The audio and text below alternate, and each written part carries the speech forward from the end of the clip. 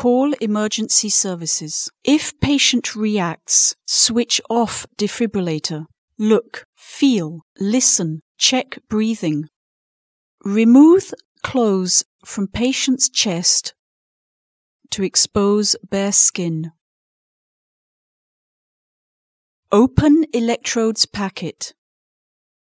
Plug electrodes connector into defibrillator. Peel backing from one electrode.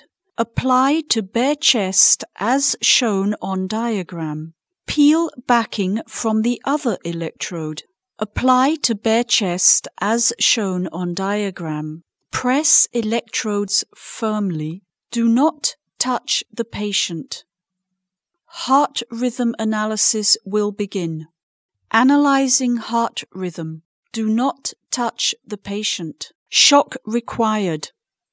Do not touch the patient. Warning. Shock delivered in 3, 2, 1.